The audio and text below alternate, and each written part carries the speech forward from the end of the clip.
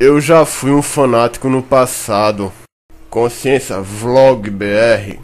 Boa noite, galera. Mais um vídeo aqui do Consciência Vlog BR. Esse vídeo aqui é meio off topic, né? Porque não segue a temática do blog, né? E por tabela a temática original do Consciência Vlog BR também. É mais para um depoimento pessoal, né? Um depoimento que mostra para vocês que eu já fui um fanático no passado. Não um fanático religioso e tal, né? Mas um fanático em dois assuntos. Primeiro, fanatismo político. Eu era literalmente uma criança de direita. E depois, no começo da adolescência, um fanatismo amoroso. Aí, cronologicamente, eu vou dizer, né? O primeiro fanatismo era daqueles que a pessoa segue literalmente uma ideologia política e não sabe por quê. A pessoa segue, né?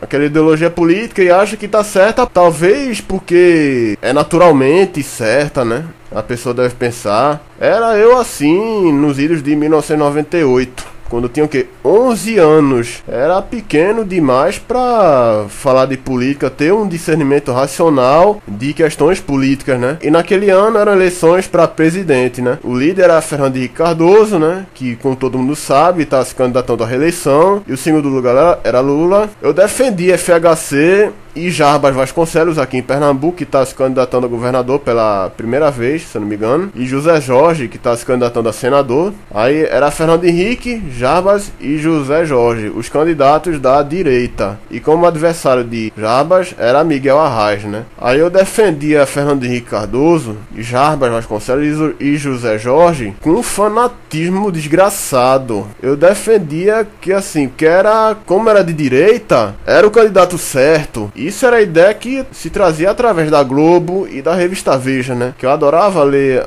os dois veículos de desjornalismo, né? Eu acabava assimilando, né? Aquela ideia inocente de que se era direita, era certo.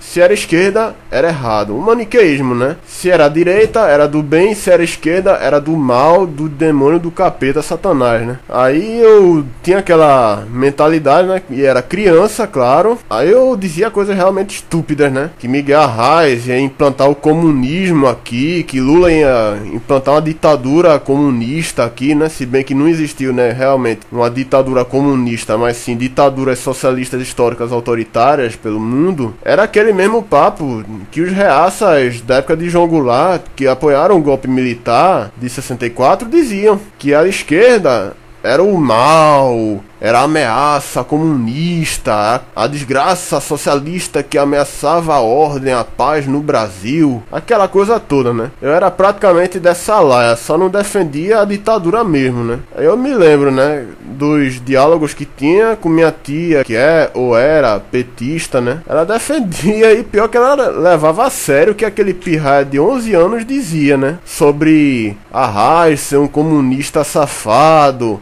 Lula ser um ladrão porque era do PT, porque era socialista. Falava muita merda. Era fanático mesmo. Defendia FHC como se estivesse defendendo uma religião. Como se estivesse defendendo um pastor da minha igreja que estivesse sendo acusado de alguns crimes, né? E eu, naquele fanatismo, defendia o pastor com toda a virulência, toda a dedicação, toda a zeloteria, né? Era a mesma coisa que FHC e com Jarbas. Aí quando o FHC, Jarbas e José Jorge ganharam a eleição de 1998, respectivamente para presidente, governador e senador, aí eu fiquei uma alegria só. Achava que o Brasil ia melhorar, não sei o que, se bem que tava a mesma merda. E o único argumento que eu tinha era que FHC tinha controlado a inflação. E só, não tinha mais nenhum argumento. Aí, felizmente, com o tempo, né, eu fui crescendo, né. Acabei esquecendo aquele fanatismo todo de direita que tinha antigamente. Mas daí eu acabei passando por um segundo fanatismo.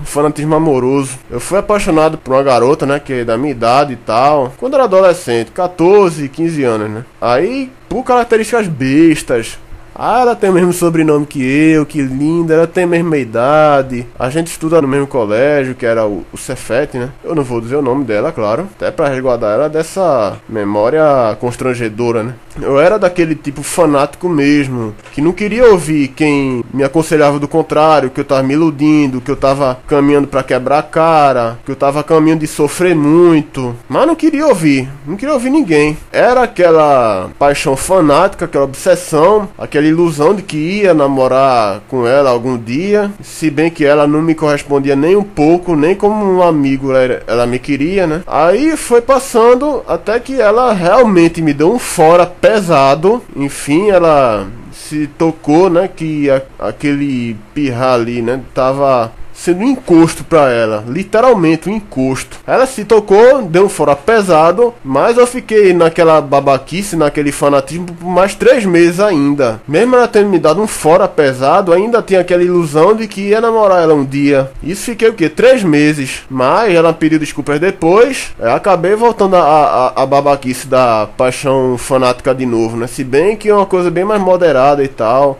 Aí depois que eu finalmente vi ela namorando, eu finalmente tomei vergonha na cara, tomei um pouquinho de racionalidade, me tornei um ser pensante de fato e deixei a menina pra lá, né? Finalmente eu esqueci, né? Aí fica essa lição, né? É muito bom não ser um fanático, ainda mais quando a pessoa passou por uma fase fanática na sua vida e acordou. É muito bom a gente ver que realmente a gente finalmente adquiriu uma faculdade racional completa, né? Então é isso. Valeu, Evo.